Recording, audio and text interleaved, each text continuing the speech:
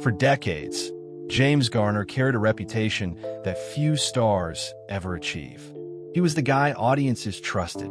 The easy smile, the laid-back charm, the quiet confidence that made every role feel authentic. Whether he was outsmarting villains in television westerns or stealing scenes in Hollywood classics, Garner always seemed comfortable in his own skin. But those who knew him best understood there was another side to the man behind the smile.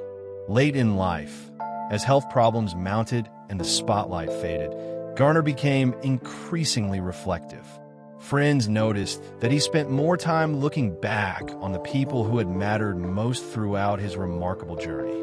Among those names was Doris Day, one of Hollywood's brightest stars and one of the few people who truly understood the strange burden of fame.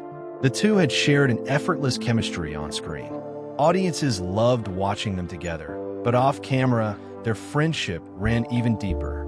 Both came from humble backgrounds. Both distrusted Hollywood's endless games.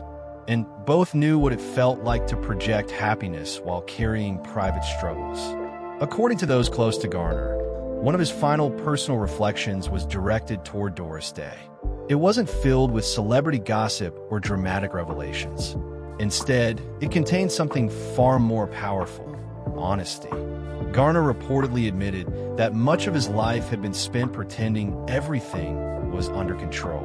While fans saw confidence, he often felt uncertainty. While the public saw success, he carried doubts about whether he truly deserved the admiration he received. The confession was deeply personal. He reflected on years of physical pain, battles with powerful studios, and the exhausting pressure of always being the dependable, likable leading man. Success had brought rewards, but it had also come with sacrifices that few people ever saw. Most touching of all was his gratitude. Garner spoke about the importance of genuine friendship in a business built on appearances.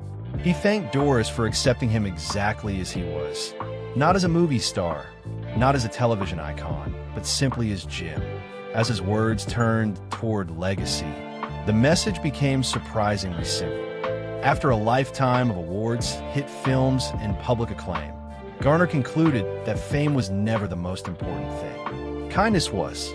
The applause eventually fades. The headlines disappear. Even the biggest stars become memories. But the way people treat one another, that endures. And perhaps that's why James Garner remains so beloved today.